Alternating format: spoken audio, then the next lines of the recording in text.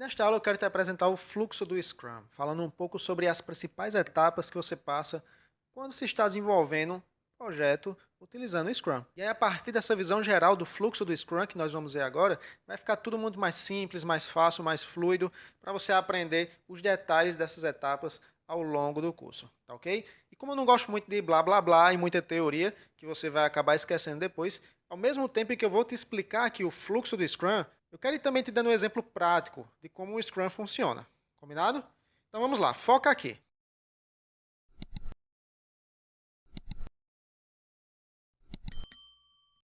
Primeira coisa, um projeto surge a partir de uma necessidade, certo? Concorda?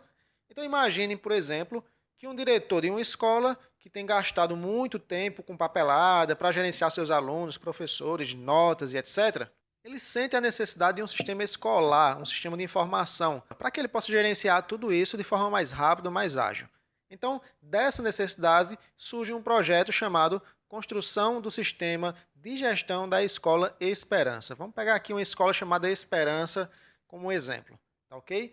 Mas a ideia que o diretor teve ainda é muito superficial, ainda está na fase inicial, ele está amadurecendo essa ideia. Ele ainda nem sabe direito como que seria esse sistema, que funcionalidades que ele teria. Então, seguindo o fluxo do Scrum, depois que uma ideia de projeto nasce, ela é melhor definida ao criar o que chamamos de visão do projeto, onde em um documento chamado Declaração de Visão do Projeto, você vai definir o objetivo desse projeto, uma descrição, o mapeamento de quem são as partes interessadas nesse projeto, ou seja, todo mundo que está envolvido, direto ou indiretamente, que vai ser impactado, que está interessado nesse projeto, e outras informações que veremos numa aula específica, onde a gente vai falar só desse documento de visão do projeto, que serve para você começar a definir melhor as diretrizes desse projeto, a base desse projeto.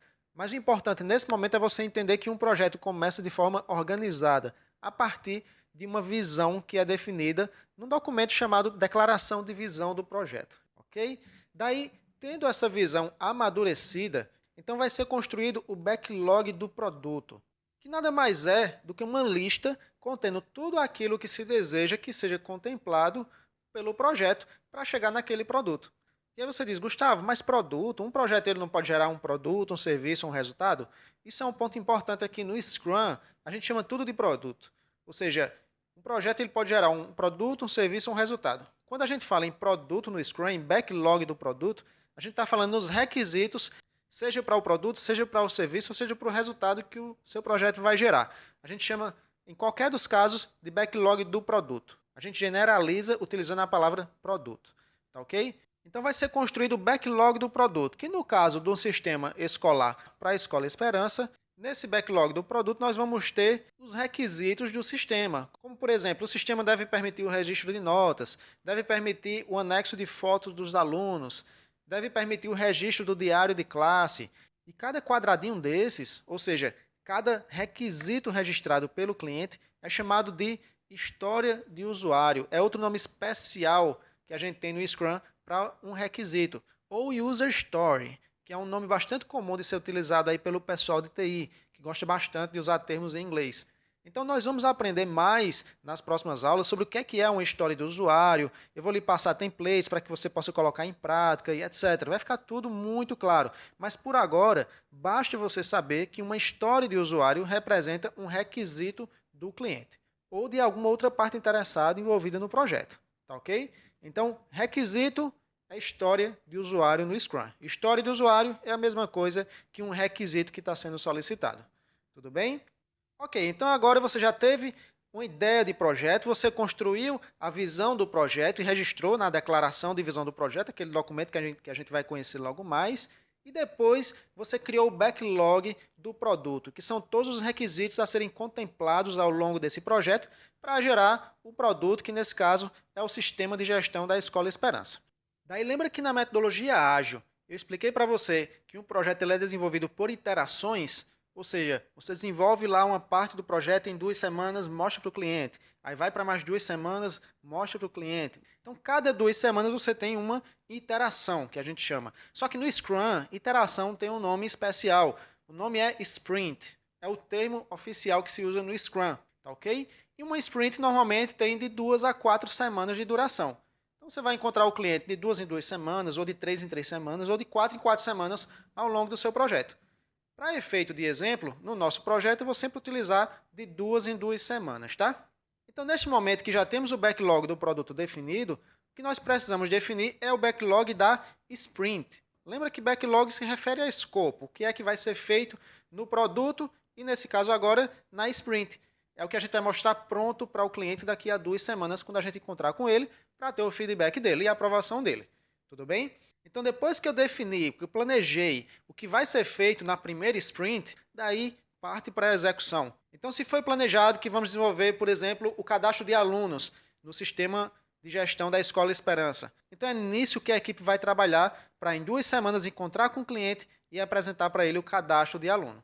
E veja aqui a grande diferença já falada, né, sobre as metodologias ágil e tradicional. Veja que eu não precisei planejar tudo o que está no backlog do produto para poder começar a executar o meu projeto, para poder executar a minha primeira sprint. Eu planejei apenas os primeiros passos, ou seja, a primeira sprint. Aí você pergunta, Gustavo, e o que é que vai ser desenvolvido nas próximas sprints, na segunda, na terceira e na quarta? Eu não sei ainda. Isso ainda vai ser definido. Ao longo do projeto, você vai planejando e executando, planejando e executando. Agora, é claro que a gente vai aprender a fazer isso de forma super eficiente. Não é isso que eu vou estar te explicando nas próximas aulas. Mas, por hora, eu só preciso planejar o trabalho das próximas 2 semanas e mostrar para o meu cliente esse cadastro de aluno, que é o que vai ser feito nessas próximas 2 semanas. E aí, ao longo dessas 2 semanas, tem uma reuniãozinha diária. É uma reunião diária que no Scrum é sagrada e vai acontecer todos os dias ao longo da iteração, ao longo das 2 semanas. Se eu tenho lá 10 dias úteis nas 2 semanas, eu vou ter 10 reuniões de equipe, uma a cada dia. Porque no Scrum você tem muito mais comunicação e muito menos documentação. Como eu já falei, essa é outra grande diferença entre as metodologias ágil e tradicional. Não se preocupe que nesse curso você vai aprender como funciona essa reunião diária e dicas sobre como fazer reuniões diárias muito eficientes. Mas por agora, vamos seguindo e conhecendo o fluxo do Scrum, tá?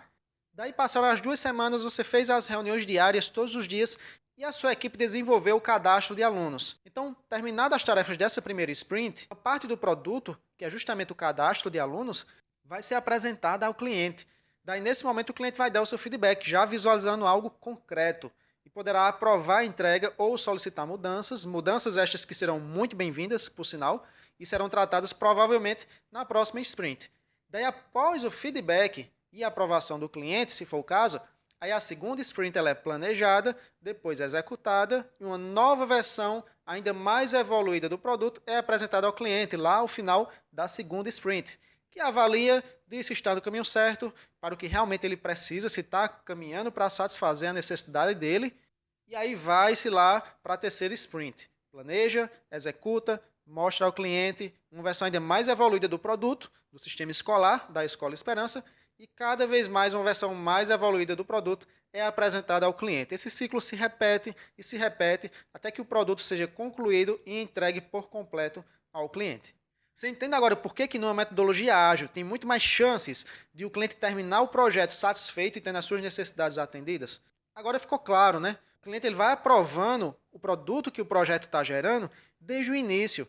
Então, quando chega no final do projeto, é natural que o produto já esteja aprovado, o cliente satisfeito e com todas as suas necessidades atendidas.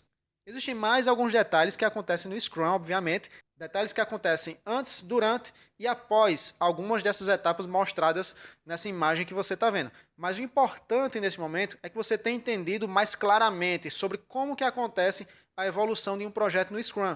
Os detalhes, as boas práticas e técnicas nós veremos nas próximas aulas, o que será extremamente simples e fácil de absorver se você tiver entendido bem essas primeiras explicações. Vamos lá então saber mais sobre Scrum? Vamos lá para a nossa próxima aula.